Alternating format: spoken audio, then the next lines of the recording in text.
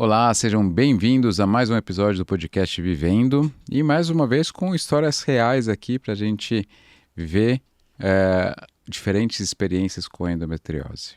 Estou aqui com a Maristela. Maristela, obrigado por ter aceito o convite. Obrigada a você. E queria que você se apresentasse aqui para quem está te conhecendo agora.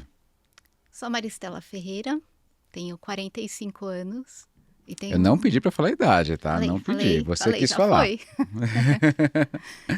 Tem uma história longa com endometriose, né? E quando você me convidou, eu logo já fui rememorar essa história. E tem muitos pontos importantes, né? Para ser falado. Eu sou terapeuta, trabalho em terapia integrativa, em arte-terapia. E docente também no Einstein. Então, eu estou na saúde. E saúde, para mim, é fundamental, né? Assim como foi na endometriose. Eu procurei saúde mesmo. Maravilha, maravilha. Acho que é legal a gente trazer esse contexto também da pessoa, né? Sim. E as experiências pessoais, tudo isso. E você não é palmeirense, né? Que nem o Du, Não, né? graças a Deus. Eu sou corintiana. A briga é grande, mas eu sou corintiana. Não, seja melhor. Não. Não é melhor. Eu tenho consciência, mas não troco. Tá vendo? Tentando trazer um pouquinho de personalidade aqui. Não vou falar muito do São Paulo também, deixa quieto. É melhor a gente mas eu lembro que o Du tinha contado que teve uma questão no comecinho, assim, com o Gael, quando ele era pequenininho, sim, né? Sim. Até que ele resolveu levar para um tour pelo Allianz, foi algo assim? Ele chegou em casa, ele falou, mamãe, eu sou Corinthians. Eu falei, ótimo, né? Personalidade, tá ótimo. Parabéns, filho. E ele ficou sabendo, né? Ele falou, foi você. Eu falei, não foi, não falei nada. E não foi, ele chegou da escola.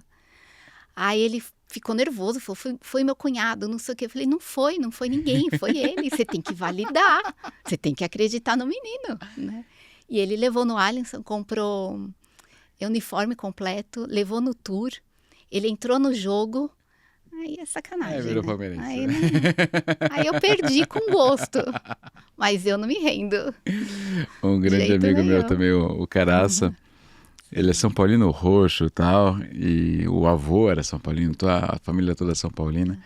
E aí o pequenininho, o Fernando já tem acho que 6, 7, ele é um pouco mais velho que a Eva, acho que tem 6 ou 7. E o Fê, eu basicamente só vejo ele com roupa de São Paulo. É assim, exatamente. A roupa oficial dele, Sim. seja um casamento, Sim. seja o que for, ele tá sempre com roupa de São Paulo. Exatamente. Ele, pelo menos, ele conseguiu garantir que o filho seja São Paulino, tá tudo certo. Em casa também. Ô mãe, pode ser de Palmeiras? Não pode de Palmeiras. É sempre assim, é uma briga.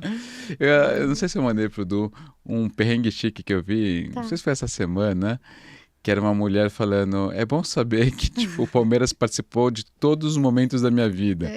E aí, eu vi. Você viu? Eu vi, que até o casamento o cara usou terno verde. É maravilhoso. Todos os momentos. Todos, sem exceção. Falei, gente, é isso. Eu mandei pra ele. Você mandou pra ele? Falei, é assim que eu me sinto. Eu tenho outro grande amigo meu, médico também. O Claudio, Claudio é enorme, assim, grandão. Você olha pra ele, você tem medo, que você acha que ele é bravo. É um bobão, bonzinho demais e tal. Mas pra você ter ideia do quão palmeirense ele é, até a caneta é verde. Nossa. Ele compra tinta verde pra Mont Blanc dele. Meu Deus. Porque ele é palmeirense fanático, assim, é engraçado de ver. É bem aí. Vamos ver dia 29, né? Vamos ver. Eu tô torcendo pra que continue assim. Minha mãe é palmeirense. Família toda do meu pai era santista, mas a família toda. Minha tia, meu tio, meus primos, tudo palmeirense. Então, pela família, vai. Sim, a minha família é bem dividida. É palmeirense, minha mãe, minha tia, e meu pai é corintiano, minha irmã é corintiana, então é briga de gigante mesmo. Eita, lá em pesado. casa. É muito bom. É gostoso, né? No fundo, essas brincadeiras é gostoso. Né? Muito bom. Enquanto tá na brincadeira é bom. Verdade. Sim. Bom, isso foi para te descontrair um pouquinho. Obrigada. Tá vendo? Já tá mais leve já. agora. Agora já Teve até perrengue chique. segue batendo papo aqui. Vamos lá. Conta pra gente aí um pouquinho. A ideia é literalmente a gente conhecer a história, conhecer desde o começo a sua vivência, a sua experiência com endometriose. Você acompanhou um pouquinho a gravação do último episódio aqui, então você conseguiu ver um pouquinho do que a Carol contou pra gente, tal, a vivência dela foi um pouco diferente da sua. Então, acho que é legal a gente ver as diferentes experiências que cada uma teve para mostrar o quão diversa é essa doença. Eu fui relembrando a história, eu fui procurar um pouco da minha origem sistêmica em relação a isso, né? Minha avó foi uma mulher muito, assim, sofredora com dores ginecológicas, tanto que ela faleceu com câncer de endométrio. Mas até aí nunca ninguém ficou sabendo exatamente como que isso aconteceu, porque não tinha mais ninguém na família que tinha tido, né? A minha tia, irmã da minha mãe, eu cresci ouvindo que ela tinha endometriose, era muito grave e não podia ter filhos, tanto que ela não tem filhos. Eu cresci ouvindo isso, né? Minha irmã nunca teve, minha mãe também nunca teve. E eu comecei uma época a sentir muitas dores. Eu tinha uns 25 anos. Mas eram dores, assim, dilacerantes no abdômen. Quando vinha a menstruação, eu tinha essas dores, tomava Ponstan, era pastilha para mim, tomava muito e ficava super mal, ficava em casa, ficava deitada. Assim, eu não podia ir para a faculdade, assim, era dilacerante mesmo. E aí passava tudo, depois acabar a menstruação, e eu falei, sei lá, alguma coisa da menstruação. Minha irmã também sofria muito com a menstruação, tinha dores terríveis, então eu falei, somos uma família de dores terríveis de menstruação. Tomava muitos remédios e passava. Isso foram meses nisso. Até que eu comecei a ter muito mais dores, eu comecei para o pronto-socorro. Então, eu ia curvada mesmo, segurando o abdômen, eu não ficava nem numa posição normal. E eu ouvi de tudo, assim, no pronto-socorro, né? Até a última vez, foi um médico, eu tava com dores terríveis, eu tava agachada mesmo. E até foi meu pai que foi comigo. E ele falou, olha, acho que isso é intestino e vamos fazer uma lavagem. Eu tava com muita dor, eu não conseguia nem pensar direito. Eu fui para um lugar, para uma sala. Aí eu falei, eu tenho essas coisas assim, essas intuições assim. Eu falei, como que eu tô com tanta dor e eu vou fazer um negócio que é muito incômodo? Eu não vou conseguir fazer isso. E eu falei, posso ir embora? A moça falou, pode, você assina aqui e tal, pode ir embora. E eu fui embora sem saber o que eu tinha e sem fazer tratamento nenhum. E continuei assim um bom tempo. Aí até que uma ginecologista me recomendou não me lembro a especialidade, mas era uma clínica super conceituada, muito boa. E nós fizemos vários exames, até que ele chegou num dia numa consulta, ele falou assim, a gente vai fazer agora uma ressonância. É o último exame para eu entender realmente que esse daqui eu vou saber o que é. Porque eu estou muito desconfiado que você tem câncer. Eu estava sozinha ali, minha irmã e o Durval estavam me esperando lá fora. E eu fiquei paralisada. Assim, eu não conseguia nem ouvir mais o que ele tinha para falar. Falei, pronto, era isso que a minha avó tinha, e era isso que eu tenho agora, e é isso que vai acontecer. Eu lembro que eu saí calada, minha irmã, o que você tem, o que você tem? Eu falei, não fala nada para ninguém. Falei, mas o médico falou isso, então se ele tá desconfiado, possivelmente pode ser, a gente já teve, a vovó tal, né? Não, tudo bem. Aí fiz os exames, fiz a ressonância, e eu lembro que eu fiz um marcador, o CA, CA 125. né? E deu altíssimo. Era para dar 36, eu lembro exatamente assim, era para dar 36, deu 300 e não sei quanto. E aí vi as imagens, eu como uma doutora do Google, falei, é isso.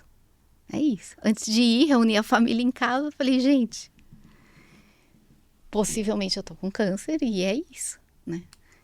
E foi muito difícil, assim, foi muito duro. Minha mãe me acolheu muito nessa época. Não, vamos ver outro médico, tá? Mas não se falava em especialidade de endometriose, não tinha isso. A gente nem sabia se era isso. A gente estava com essa linha de câncer. E aí, nessa semana, acho que até pelo nervoso, tudo que a gente ficou, eu tive uma febre de 40 graus, fiquei super ruim.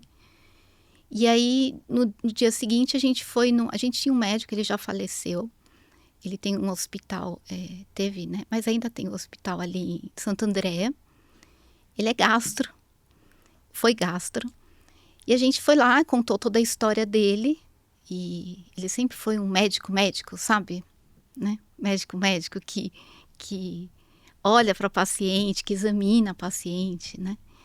E aí ele abriu, nunca esqueço, assim, ele abriu um livro gigante, ele falou assim, isso é um absurdo, que você tem endometriose. Aí ficou aquela confusão, porque eu não sabia o que era melhor e o que era, assim, claro que, né? Falei, mas endometriose, pera um pouco, minha tia tem, né? Então eu não vou poder ter filho, né? É transtornante, assim, receber diagnósticos, né? Mas enfim, ele falou, você tem que operar porque a sua é muito profunda. E aí teve um pouco daquele medo, né? Receio de ter que tirar órgãos e tudo, né? Sempre aquelas nuvens de tudo que a gente escutava, né? Fui para a cirurgia. Foi uma cirurgia boa, mas tensa, assim, o pós, né? O pós-cirúrgico, assim, foi bem tenso. Mas eu fiquei boa e passou. Tanto que não tinha mais dor nenhuma, né? Tanto que eu tive o Gael e a ideia era essa, né? Assim, você não vai ter filho. Então, para mim, eu não ia ter filho ou ia ser muito difícil, né? Fui até numa clínica de fertilização. Eu já queria eu sou muito de resolver, né? Então, eu já queria entender esse universo e, ok, essa ia ser minha vida, né? Mas o Gael simplesmente veio, né? Veio até de surpresa, assim, né?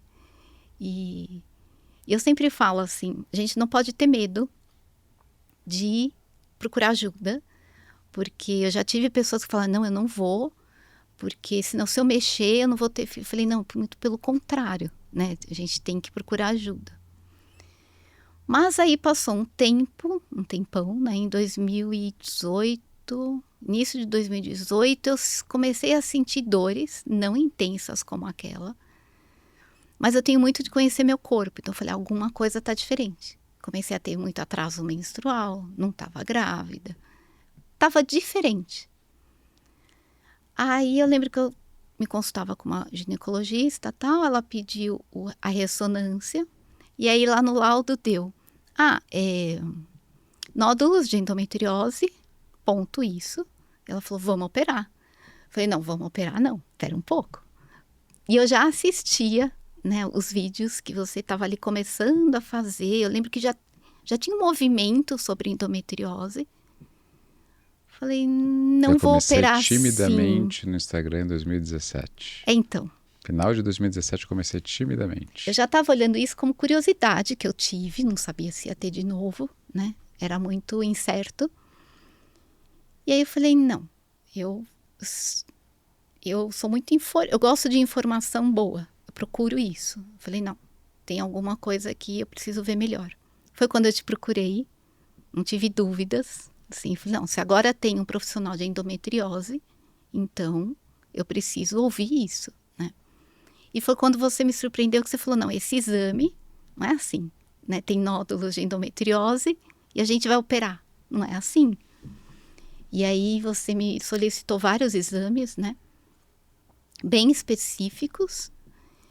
E aí sim, você falou, não, eu preciso saber aonde esses nódulos estão, de que medida eles têm, né? Porque geralmente a gente abre, é uma surpresa também, mas eu preciso estar ali minimamente sabendo o que eu estou fazendo. E isso é de uma segurança incrível, né? Assim, coisa que eu não tive. Eu acabei sendo ajudada, mas não com uma especialidade ali, né? De saber realmente o que estava fazendo, porque eu fui muito eu tenho que operar, né? Então a segunda vez foi muito diferente. Novamente era muito profunda, né? As duas foram muito profundas. E eu me lembro que na cirurgia você me deu até um shake para tomar antes. Esse é um detalhe, mas eu nunca fiquei tão bem na cirurgia, sabe? Assim, porque geralmente você vai com muita fome, né? Você já está em jejum muito prolongado. Eu estava muito bem. Até eu vou pegar esse gancho aqui, falar esse shake. Existe uma coisa que chama protocolo ERAS. Protocolo ERAS é um protocolo para fazer uma recuperação mais rápida e proporcionar uma alta mais precoce. Tá. Lógico, você não vai mandar para casa uma paciente que está com uma complicação, com uma cirurgia que a gente não conseguiu uma recuperação mínima para mandar para casa. A gente só manda para casa quando está bem. Mas existem algumas medidas que uma delas é em relação ao jejum. A gente sabe o quão mal faz o jejum prolongado. Então esse shakezinho é um açúcar, mas é um açúcar de absorção rápida. Por que nenhum paciente pode comer antes de uma cirurgia? Porque eu preciso que o estômago esteja vazio. Então esse açúcar, ele vai ser absorvido em até 3 horas. Então você vai estar alimentado e vai estar com o estômago vazio para a cirurgia. Então a gente, por segurança, prescreve 4 horas antes da cirurgia. Né? Poderia ser até 3 horas, mas eu não gosto da coisa na trave, então a gente coloca 4 horas antes. Então você vai alimentada para a cirurgia e vai com o estômago vazio. E aí realmente existem inúmeros trabalhos na literatura que mostram uma recuperação melhor e mais rápida para a paciente, porque a paciente vai alimentada. Né? Então o jejum ele acaba fazendo com que o corpo utilize reservas para combater o estresse cirúrgico, né? Sim, então, você estando alimentado, você tem uma reserva um pouco maior para isso. Então, a recuperação é melhor mesmo. Então, a gente hoje, a nossa média de altas atualmente para a cirurgia intestinal é 48 a 72 horas. Já foi 5 dias, em média. Né? Então, a gente conseguiu reduzir bastante. A gente não utiliza dreno mais. Isso, então, tem várias coisas que a gente conseguiu modificar, tudo embasado em literatura, para que a gente consiga ter uma recuperação mais rápida. E por que mandar para casa rápido, né? Qual a vantagem disso? Primeira, sem sombra de dúvidas, é muito melhor você estar em casa do que estar no hospital. Sim. Né? A cama de casa é melhor, você não vai ter uma enfermeira lá o tempo inteiro medindo seus sinais vitais, te acordando na madrugada para dar medicamento, barulho do corredor, tudo mais. Então, a primeira coisa é isso.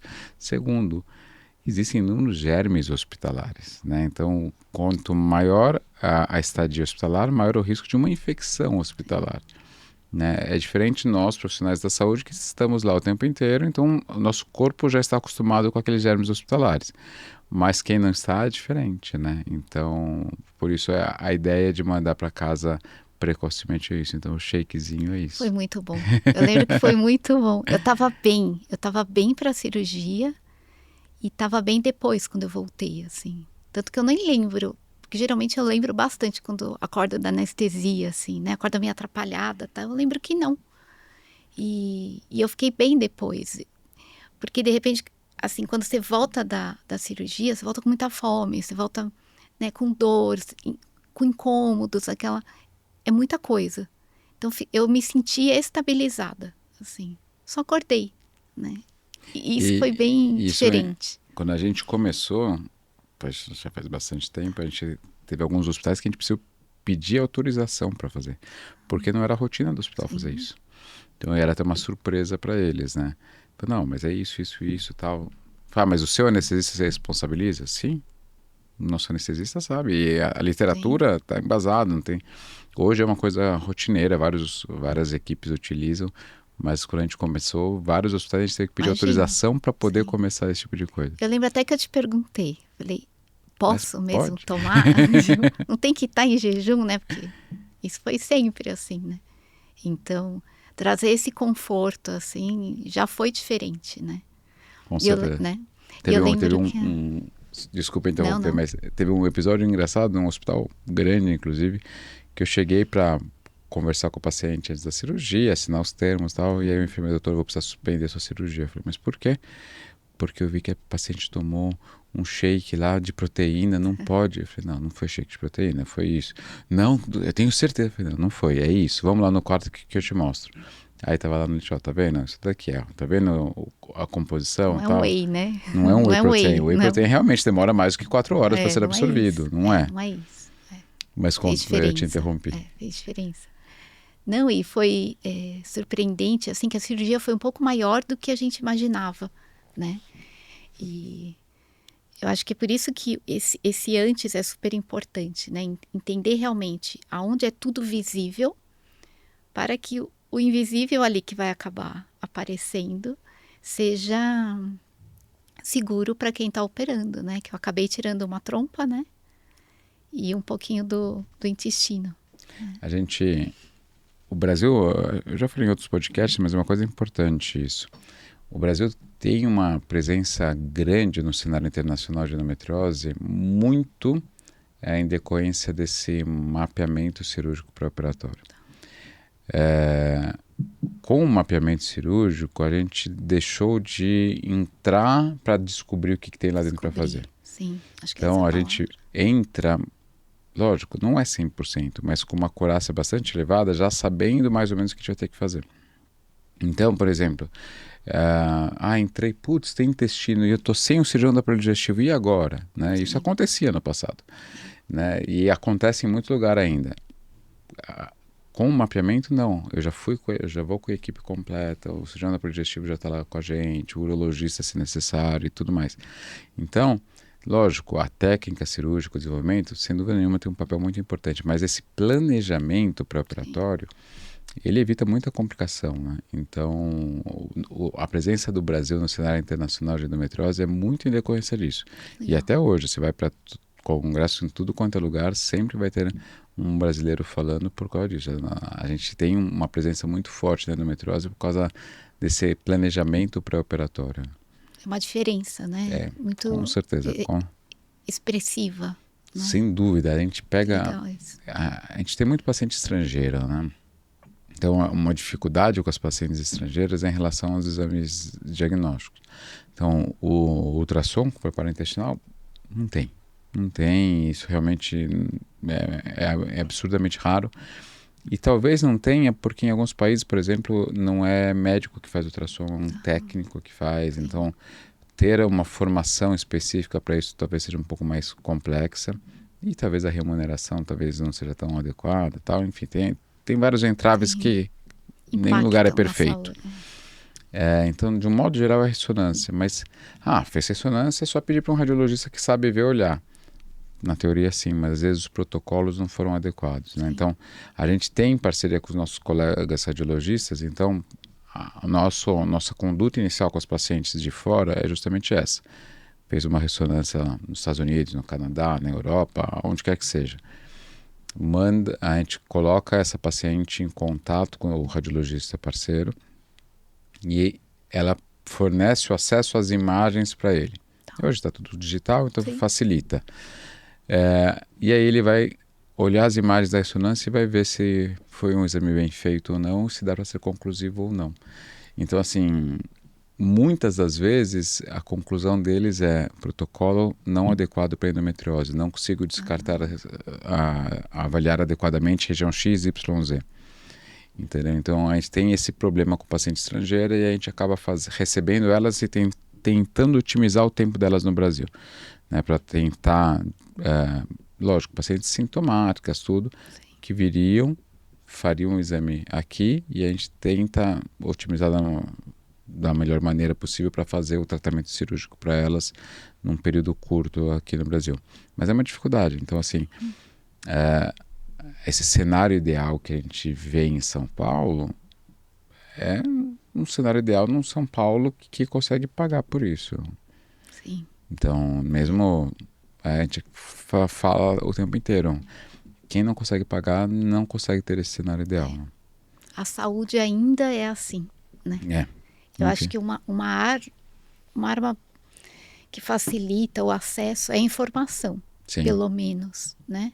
Porque esse protocolo, ele também evita a reincidência de cirurgia, né? Com certeza. Né? O doutor abre...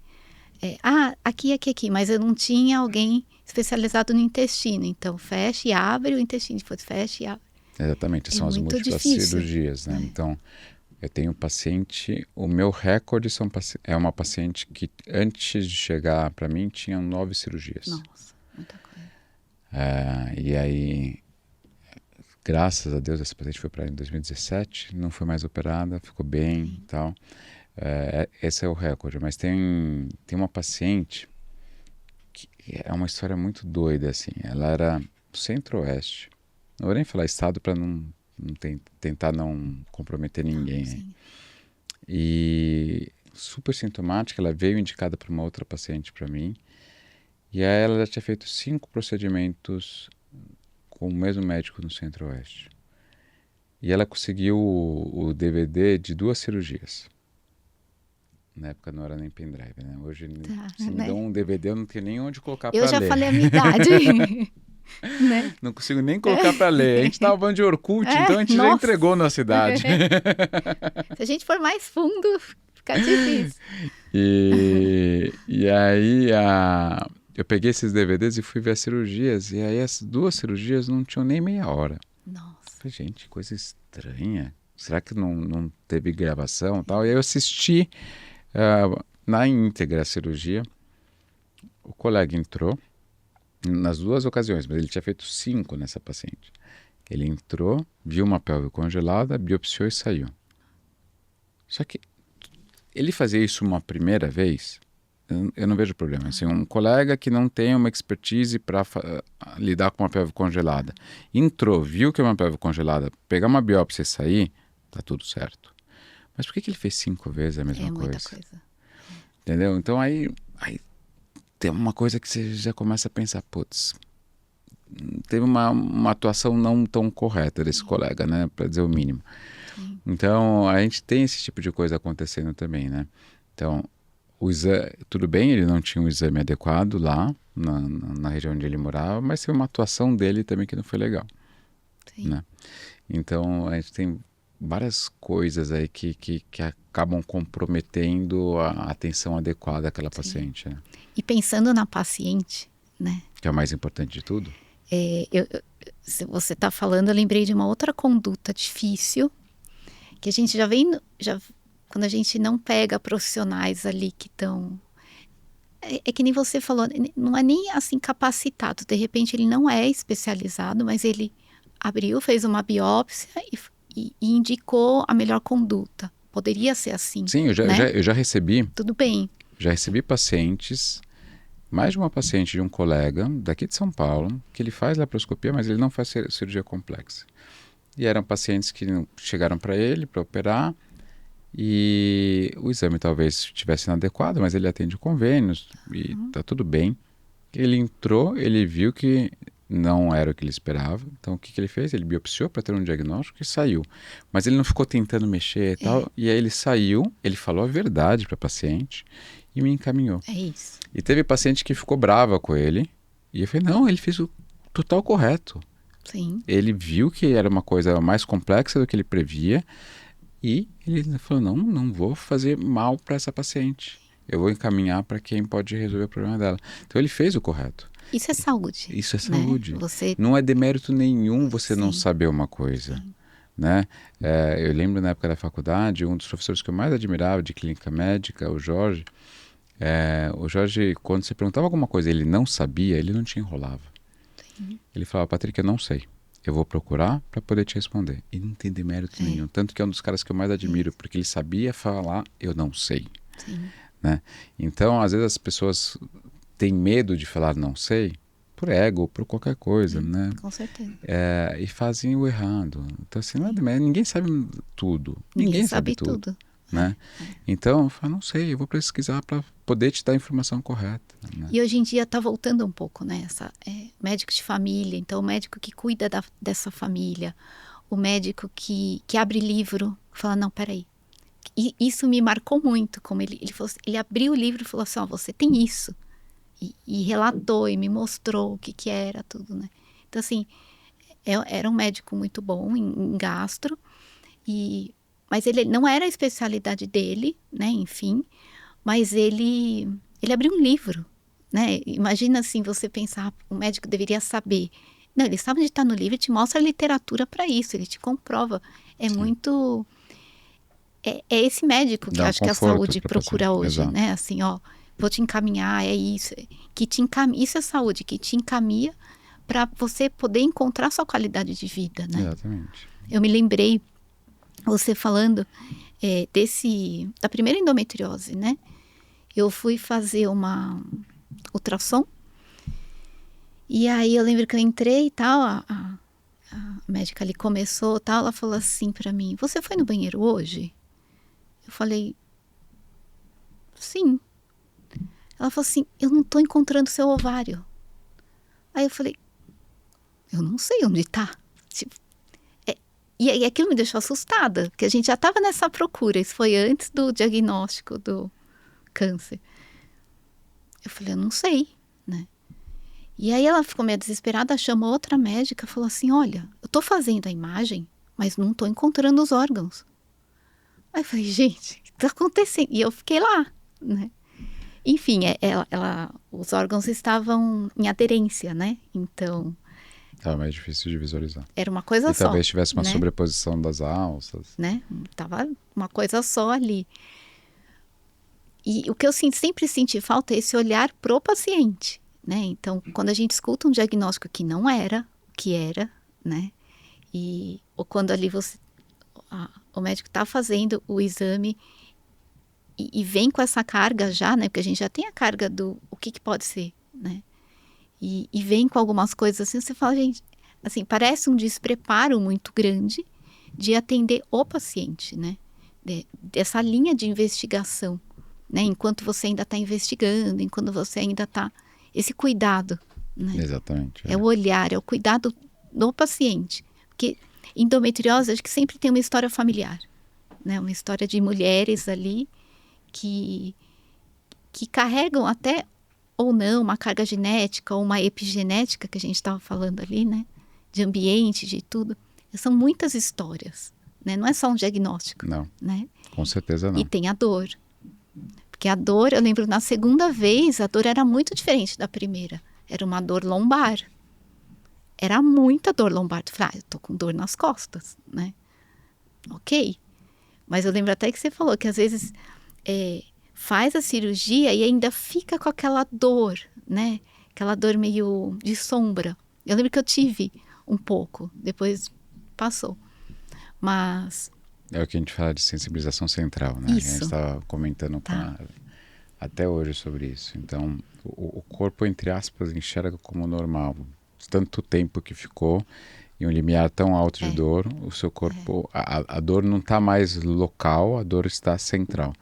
Então, quando a gente tem uma sensibilização central, tentar tirar essa dor, tratar essa dor, não envolve somente tratar a região local, eu preciso tratar o central também, né? Então, pode ser que com o tempo a gente consiga, eventualmente a gente vai precisar entrar com outros tipos de medicações, outros tipos de intervenções, né? Mas acaba sendo muito mais complexo depois, quando a gente tem essa dor crônica com a sensibilização central.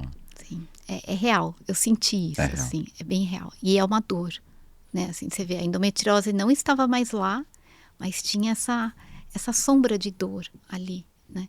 Então, é esse olhar para a mulher, né? Eu acho que quem precisa tratar, precisa ter esse olhar feminino, né? Não é só um diagnóstico, nunca, né? E é uma coisa importante, né? Porque, assim, a gente fala muito sobre equipe multidisciplinar, então a gente fala sobre psicólogo, fisioterapeuta, nutricionista, médico de dor, enfim. Mas tudo isso tem custo, né? Tudo isso tem então, custo. Assim, a gente tem um mundo ideal, que é o mundo das aulas, dos livros e tudo mais, em que a gente vai, opa, vamos acionar esse aqui, vamos acionar aquele lá. Não, não é bem assim. A imensa maioria não vai conseguir ir pagando todo mundo assim, com tranquilidade, sem nenhum problema. Então, a gente tem que também, mais uma vez, colocando a paciente no centro de tudo e vendo o que é mais importante eu fazer agora, né? Às vezes eu vou ter que escolher trazer um profissional em detrimento de outro por causa do momento da paciente. Mas, putz, nesse momento talvez seja interessante a fisioterapia, porque aí isso. Aí, depois que eu melhorar aqui, eu posso adicionar aquilo e assim por diante. Né? Então, a gente tem que fazer algumas decisões no estilo de medicina que a gente tem no Brasil, principalmente, que acabam... É muito aquilo. O ideal é diferente do real, né? Então, e é uma coisa que não vai ter uma receita de bolo para isso. Cada paciente vai ser única, por isso que, mais uma vez, o paciente no centro de tudo.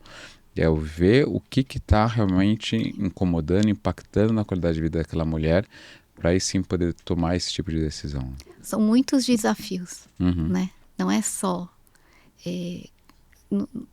o diagnóstico, a conduta, né? Sim. É a administração desse complexo da saúde, né? Da própria saúde, que a clínica, ela é um desafio gigante, né? Só quem vive, eu atendo em clínica, né? Pela arte-terapia. Não é, esse é o método, esse é o jeito, então vamos fazer para todo mundo. De jeito nenhum, não funciona. Você pode fazer o mesmo protocolo que pode não funcionar mesmo, né? E é muito real isso. É muito interessante você trabalhar com vários profissionais. Só que na realidade que a gente tem no Brasil, a gente não paga todo mundo ao mesmo tempo. Não paga. Isso não é. Isso é papel mesmo, né? Então, como que o médico, o responsável, né, administra tudo isso, né, também? É uma administração, né, do diagnóstico, né? Então, talvez, sei lá, um serviço como o Canadá ou europeu, que a paciente acaba sendo muito mais institucional do que do médico, provavelmente. Por exemplo, sei lá, nos Estados Unidos é a mesma coisa também. A paciente é da Cleveland Clinic, não é do Dr. Patrick, entendeu? E aí talvez seja mais fácil. Eles têm diversos problemas, como eu acabei citando um exemplo americano, mas que também é uma medicina privada, mas no Canadá, na Europa, a paciente acaba sendo mais institucionalizada também. Só que é uma medicina pública e talvez o adicionar um profissional ou outro seja mais fácil, mas você tem muito menos intimidade do médico, da equipe com o paciente, né? Aqui a gente consegue contar uma piada, consegue criar uma conexão com o paciente, um afeto, né? E isso ajuda. Ajuda demais, né? Sim. Então a gente tem que usar isso a nosso favor. Mas em compensação a gente tem essa limitação do custo, né? Sem dúvida nenhuma. Então a gente tem que saber lidar com tudo isso. Ô Mari, eu vou querer que você fale mais sobre arte-terapia, mas eu quero progredir um pouquinho mais, mas eu vou querer. Isso aqui está na minha ideia aqui de condução, porque eu acho que é importante também. Mas vamos só seguir uma linha e aí a gente chega na arte-terapia de novo. Tivemos uma cirurgia em 2006, tivemos o Gael, tivemos outra cirurgia em 2018, né? 2018, final de 2018. Vida pós cirurgias, vida pós endometriose, como estamos, como foi até chegarmos até aqui, né? Temos 7 anos já. Eu acho que foi como teve essa questão do intestino, né? Então eu tive que me adequar, mas não foi difícil, acho que foi melhor. É estranho falar isso, mas foi melhor, né? Foi uma adaptação rápida, assim, acho que não teve grandes questões. Eu acho que a questão de você ser portadora de endometriose é se você vai ter de novo, né? Esse medo mesmo de ter que passar por alguma dor ou ser diferente de algum modo, né? Porque as duas foram diferentes, foram intensas de dor, mas o tratamento foi diferente, foi muito mais fácil, vamos dizer assim, né? Eu tive esse acesso, eu tive o privilégio de ter esse acesso, né? Não pensei 2 vezes, mas fica esse receio. O que eu tenho que fazer para poder ficar bem, né? Acho que essa é a grande dúvida, assim, aonde eu estou errando, né, na minha saúde feminina? O que está acontecendo? Porque como é um processo inflamatório, né, tem o seu lado inflamatório, então aonde está? Mas que tem um componente genético. Tem um componente genético. No meu caso tem, né? Não Com tem certeza. nem o que falar. Mas eu queria ser diferente, né? Eu já fui diferente porque eu tive o Gael, né? Minha família, assim, foi mais difícil. Eu fiquei sabendo, até esqueci desse detalhe. A minha avó, ela demorou 9 anos para engravidar. Então, possivelmente, já poderia ter alguma coisa também, né? Então, eu já fiz diferente. Mas tá bom, e agora como que eu tenho que me manter? Eu acho que uma coisa principal é sempre fazer os exames, né? Os exames ginecológicos femininos, uma vez por ano, tem que fazer tudo para ficar ali de olho, né? E o primeiro exame é sempre o mais difícil. Você fala, voltou ou não voltou? deu certo ou não deu certo. Não como uma dúvida que não tinha dado certo, mas essa segunda foi muito maior, né? Então, como que ia ser agora eu sem uma trompa? Como é que é? E é simples, não teve nada. Então, quando eu senti que meu corpo não tinha mais nada, que eu podia administrar aquilo, falei, tá, então agora eu preciso cuidar de mim, né? Eu sempre senti muito isso, que eu tinha que cuidar do meu feminino. A gente sabe que não tem ainda tanta comprovação, mas eu sentindo que eu tenho qualidade de vida, eu sinto que é mais fácil de administrar a minha saúde feminina. Uhum. Então, eu passei a cuidar mais de mim mesmo. Eu sempre fui de me cuidar, mas eu passei a cuidar da minha saúde mental, cuidar da minha saúde física, de verdade, assim, né? De uma forma intensa e mais programada mesmo, de autocuidado, né? Então, acho que isso colaborou, nunca mais voltou, né? Então, o primeiro exame é muito difícil falar. Você fica naquela expectativa mesmo, você fala, ai meu Deus, será que voltou? Será que não voltou? Será que eu vou ter que, né? Fica aquele... assim, é mais seguro hoje em dia, eu me sinto mais segura, porque eu sei aonde retornar. Ó, aconteceu de novo, acho muito difícil, mas eu sei para onde retornar, o que era muito difícil antigamente, né? Não, era muito solto, né? E de diagnósticos muito controversos, assim. Então, tem essa segurança, né? Mas nunca mais tive, né? Fazem quantos anos? 7. Nunca mais tive. Nunca mais. Nem dor, nem nada. Acho que isso é importante, assim. Sem dúvida nenhuma que uma boa cirurgia é fundamental. Sim. Né? Sem dúvida nenhuma. Mas a gente tem um papel muito importante que é da paciente. Né? A gente falava há pouco, antes de entrar no ar aqui, sobre genética e epigenética. As pessoas talvez não saibam, então eu vou tentar traduzir aqui para mostrar a importância das ações da paciente. Vamos pegar no câncer, que talvez seja mais fácil das pessoas entenderem. Né? Eu vou até citar um exemplo de uma mulher famosa, porque ficou público. Tá bom. Né? Angelina Jolie. Angelina Jolie fez uma pesquisa genética que viu que ela tinha uma maior propensão a desenvolver o câncer de mama. Por que maior propensão? Porque mesmo com uma pesquisa genética, não é para falar ela vai ter câncer de mama. Tá? E não é só câncer de mama, mas essa mutação que ela tem também aumenta o risco de câncer de ovário. Então, o que ela fez? Ela já tinha filhos, já estava com prole constituída, não tinha mais desejo reprodutivo, ela fez 2 cirurgias juntas. O que se falou mais na mídia foi em relação à mama, mas ela também tirou os ovários. Então, ela fez a gente chama de adenomastectomia, né, que é a retirada da glândula da mama, já reconstrói com uma prótese na hora e tira os ovários, porque também tem o risco do câncer ovariano. Bom, ela fez a cirurgia profilática, a gente já tem esse tipo de mapeamento genético para saber uma mutação que aumenta o risco de câncer de mama, mas mesmo essa mutação não é 100% de certeza que vai ter o câncer de mama. Por que não? Porque existe uma outra coisa chamada epigenética. Né? Então, epigenética em resumo, não é só isso, mas em resumo é o estilo de vida. Né?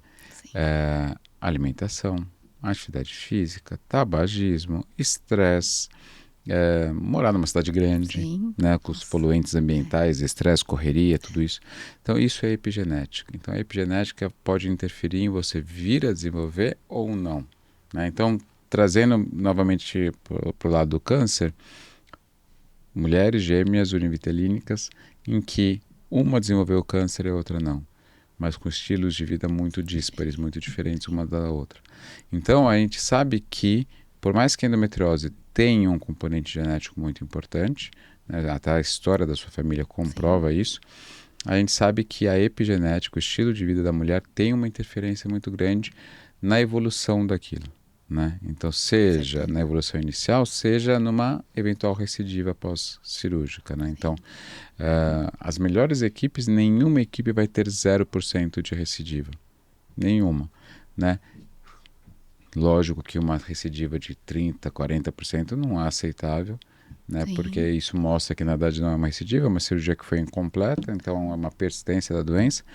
Mas recidivas abaixo de 10%, que é o que a literatura mostra, são recidivas teoricamente normais. E isso vai falar muito a favor sobre a epigenética. Então, a mulher tem um papel importante. O estilo de vida dela, como ela vai conduzir a sua vida, vai ter uma importância muito grande. Seja para uma endometriose, seja para uma doença cardiovascular, seja para um diabetes, seja para um câncer. Qualquer área, né, que afete. Então, é tudo interligado. Né? Então, a gente tem que pensar muito nisso, e isso tem um papel fundamental, sim. Eu acho muito importante isso que a medicina abriu até para os pacientes entenderem que não é só o médico, né? O médico faz o seu papel com maestria ali, mas não é o médico. A gente não atua sozinho. Não. Quando a gente fala de uma equipe, a equipe também é o paciente. Sim. Né? Ele é o centro, sim, mas ele também faz parte dessa equipe. Com certeza, né? Com certeza então, absoluta. O que você faz com a sua vida, né? Em várias áreas. E para a mulher, em São Paulo, é um desafio grande, para o feminino numa cidade grande, né? Então, a minha família sempre foi de mulheres fortes, que venceram muitas resistências, que trabalharam muito, a gente sempre foi de trabalhar muito. E se a gente vai ler um pouco, né? Então a gente precisa de pausas, a gente precisa de descanso, a gente precisa desse ambiente mais propício para o feminino existir, né? E isso impactou muito para mim, assim. Então eu comecei a me acalmar um pouco, sabe? Você falou que você começou a cuidar da sua saúde com o seu estilo de vida com mais cuidado, né? Sim. Eu sei que, por exemplo, se eu deixar a minha rotina me levar, eu nunca vou treinar, nunca vou para academia.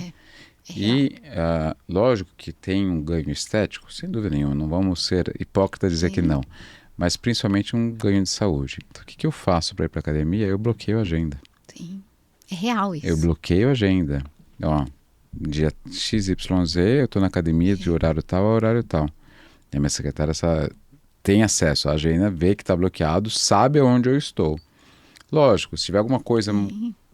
Até para saber se tem uma urgência, tal, alguma coisa, ela sabe, e eu não atender o celular, ela sabe até para onde ligar para poder me acessar. Mas a gente precisa, até numa cidade louca como São Paulo, a gente criar essa agenda, né? Para programar esses momentos de cuidar de si próprio, um momento de descanso, uma meditação, uma massagem, um momento com o seu parceiro, né? Putz, ó, quinta-feira à noite eu vou sair para jantar com o Du. Sim. Não é? Sei lá, alguma coisa do tipo. A gente precisa ter esse tipo de coisa. E deixar somente ao vamos ver se dá, não vai dar. Não vai dar. Não vai dar. Então a gente precisa literalmente planejar. Sim. É diferente se a gente mora no campo, uma coisa mais tranquila, mais pacata, e dá para pensar nisso, vamos ver se dá. Né? Porque vai dar. Sim. Agora no São Paulo, se a gente falar, vamos ver se dá, não vai dar. Então a gente tem que planejar, né?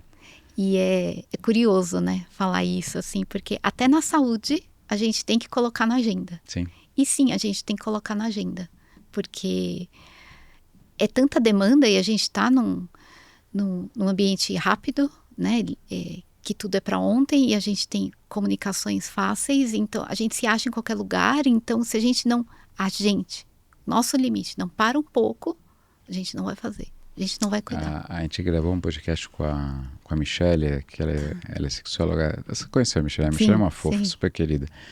E ela fala até no momento de intimidade do casal, tem que estar na agenda. Porque assim, mais uma vez, se você não planejar, não vai rolar. Não vai rolar. A rotina vai tomar conta de você, o cansaço vai tomar conta de você, e aquele momento de intimidade vai deixar de existir e o casal vai se afastar. Sim. Né? Então... E colocar isso sem culpa. Exatamente. Né? Sem culpa. É um lugar de cuidado com você. Sim. Né? Na saúde integrativa, a gente tem os 3 pilares, né?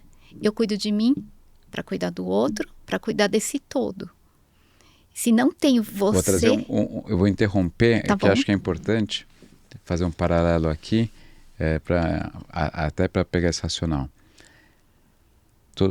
Quem já andou de avião, já prestou atenção naquelas orientações. É perfeito. Se tiver uma despressurização, você não vai colocar máscara no seu filho primeiro. Você vai colocar em si primeiro para depois colocar no seu filho. Né? Ou em quem estiver do seu lado e precisar de ajuda. Porque se você não estiver bem, vão ser os dois que vão ficar ruins. É isso.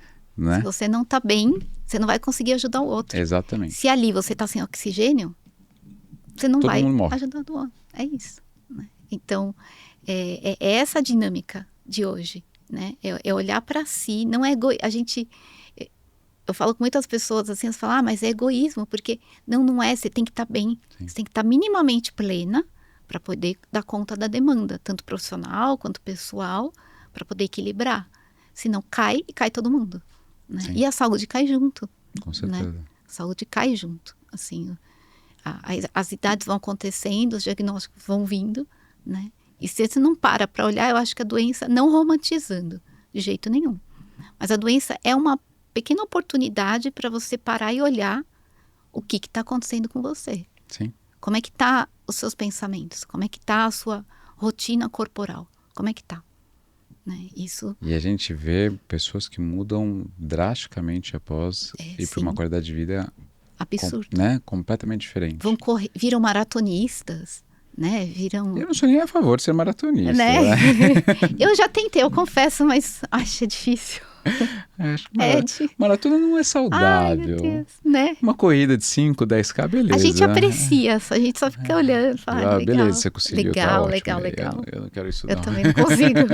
Eu já entendi que eu não consigo. Vou usar a desculpa do meu LCA Nem rompido. fala em meu joelho não permite. Nem fala em joelho. Mas agora eu comecei a academia para valer, né? E essa questão de agenda é muito séria. Então, assim, então eu estipulei meus dias de academia. Se eu não falo, eu vou agora e saio, eu não vou. Assim, eu vou pulando, Sim. eu vou pulando. Então, assim, é não pensar e ir. Não tem motivação para ir na academia, muito difícil, né? Mas é pela saúde. Uma coisa também, por exemplo, eu gosto de treinar cedinho, mas às vezes eu treino no meio do dia ou às vezes no final do dia. A mochila fica no carro. As estratégias, né? Por quê? Até por causa disso. Se eu for voltar para casa para pegar roupa, eu não saio de casa. Não. Eu não saio, porque aí eu vou sentar no sofá, aí eu vou ficar na preguiça, aí não vou, entendeu? Então, a mochila tá no carro. São estratégias. Você tem que ter estratégias, entender por que você não está indo, né? Sim. Então, você tá pensando muita coisa e está colocando. Então, regride, não pense e vai. Não pensa. Você sai de lá e fala, gente, eu consegui. Né? Eu consegui mais um dia. Deixar a roupa ali na porta. Acordar e já pôr a roupa de academia para ir. Sim. Né? Fazer estratégias, porque se você for muito pelo pensamento, muito difícil. Exatamente porque isso. Que delícia que eu vou para academia. Não é legal. Não é legal. Não é Dizer legal. que não é. Vamos ser reais, né? Dói também. Dói. Com certeza. Tá toda dolorida. Né? Você xinga o seu personal, enfim, mas tá tudo certo. Mas o ganho, né? Quando você sai, você fala, nossa, eu tô bem, eu consigo, eu vou... Mais um dia eu vou dar conta, né? Exatamente. Os hormônios ali. Queria que você contasse um pouquinho, antes da gente caminhar para o final, como foi a sua ida para a medicina integrativa, para a arte terapia, como aconteceu tudo isso. E contar também o que é. Tá. Né? Acho que as pessoas não conhecem tanto. Falando em estilo de vida, não foi esse o início que eu descobri a arte, né? E depois ela virou arte terapia. Mas eu sempre fui muito artística e toda a minha vida eu sempre me expressei, me comuniquei pela expressão artística, né? Como isso fazia muito sentido para minha vida, eu comecei a estudar isso mesmo, né? Então, eu sempre tive um pouco de sorte, assim, eu acho que a minha vida particular era muito envolvida na minha vida profissional. Então, o que eu era, eu conseguia estudar para isso. Né? Acho que foi esse o caminho. E era pautado em muitas perguntas. Então, como eu era professora na época, eu falava, nossa, mas por que a arte faz tão bem? O que é isso? O que é isso que acontece nas pessoas? Não é possível que só seja para felicidade, né? E aí que eu encontrei a arte terapia. A arte terapia é uma terapêutica, que a linguagem e a comunicação é através dos materiais artísticos e do processo criativo.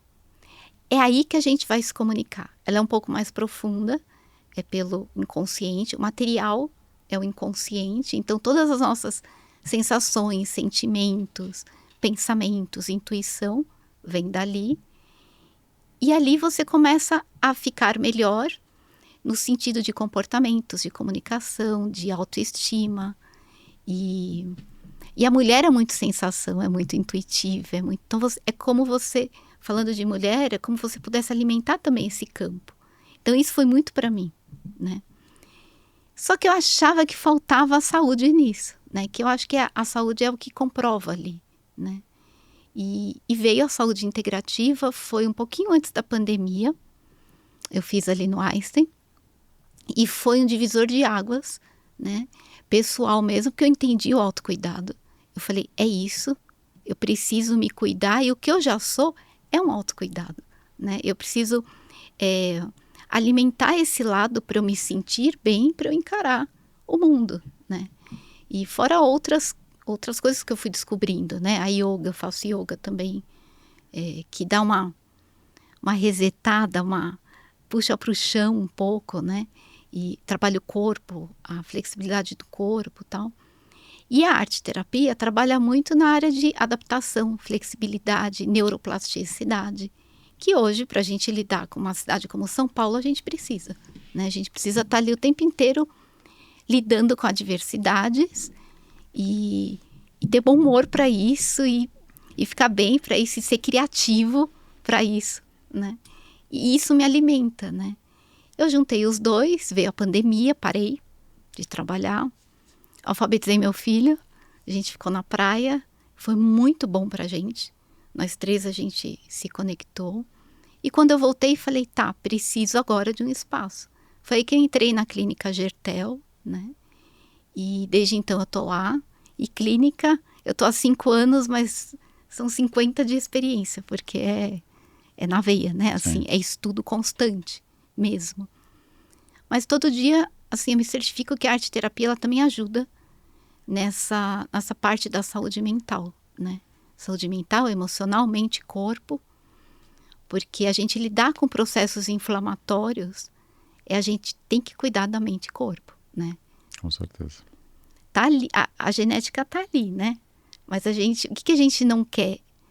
É exacerbar, né? É fazer isso aparecer, né? Em algum diagnóstico, né? E a arte-terapia faz parte da saúde integrativa como terapêutica complementar. Isso é muito importante, porque o médico é o condutor, né? Se precisar operar de um remédio, isso é fundamental. Mas a saúde integrativa está olhando para a saúde também do paciente, né? Então, quais são as capacidades que ele tem para lidar com aquele diagnóstico, com aquela situação de vida, com o estresse, né? Com as dificuldades. É nesse campo, eu gosto muito. Que legal, que legal. Impressionante, muito legal, não só esse relato, mas toda a história. Eu adoro, assim, acho que são os episódios que eu mais gosto, são as trocas com vocês, porque é muito bonito ver a superação, ver como foi, enfim, como vocês lidaram, e isso engrandece demais a mim e a todo mundo que está nos ouvindo, assim, como pessoas. Então acho que eu agradeço muito a oportunidade dessa troca com vocês. Eu posso falar? Pode, lógico. Eu que agradeço, assim, quando você me convidou para estar aqui para falar, né, sobre essa história de vida, né, porque isso sempre impactou muito a minha vida, né. A gente relembra que a gente pode falar, a gente estudou junto. Lógico. A gente estudou junto na escola, né? Já te falei isso até algumas vezes. E ver que você se tornou esse grande médico, né? E pôde me ajudar numa época tão difícil. A gente não teve dúvidas nenhumas. Não, é o Patrick, a gente vai no Dr. Patrick, né? O doutor não, né? Pelo amor de Deus, né? O doutor nunca existiu entre a gente.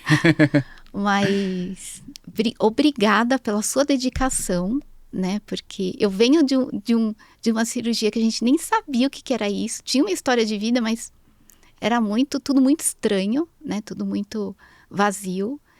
E você se dedicar a isso, e hoje a gente está aqui trocando tudo isso, né? Que realmente foi um ganho de qualidade de vida mesmo, e de esperança.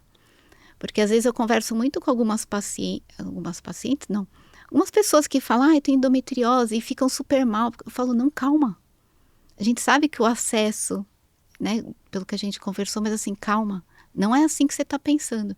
Então ainda tem muitas ideias difíceis sobre endometriose, mas você ter se dedicado à sua vida médica para ajudar mulheres, que são muitas, né, com endometriose, assim, é admirável e eu te agradeço muito por isso. Obrigado. De verdade. É legal ver. A gente era lá da escola. Da escola. Pô, eu fazia trabalho na casa do Dudu. Nossa. Quantas vezes eu ia na casa do Dudu fazer trabalho? Eu lembro do macarrão com...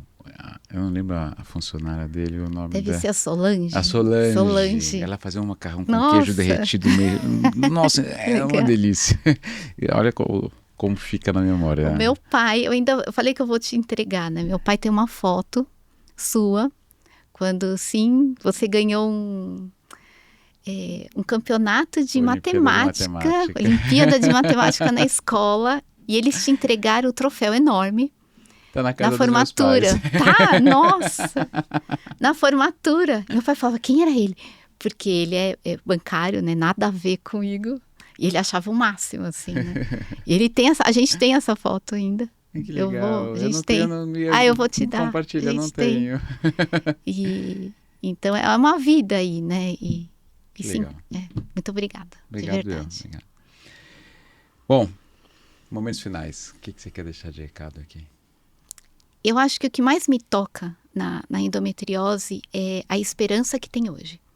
Então, assim, não ter medo de procurar um especialista para resolver isso, né? Para ter qualidade de vida, não importa se é operável ou não, mas a qualidade de vida, ela está aí, né? Se cuidar sempre. E não, acho que o fator importante é esse cuidado consigo mesma e procurar um especialista. Não demorar, não ter medo, porque tem solução. Maravilha, maravilha. É isso. A gente não precisa ter medo, né? A gente tem tratamento. Endometriose tem tratamento. Acho que esse é o recado que precisa ficar. Endometriose tem tratamento. Pode ser difícil, pode ser complexo, mas tem tratamento. É isso. Gente, obrigado por mais um episódio aqui acompanhando a gente e fiquem de olho nos próximos episódios.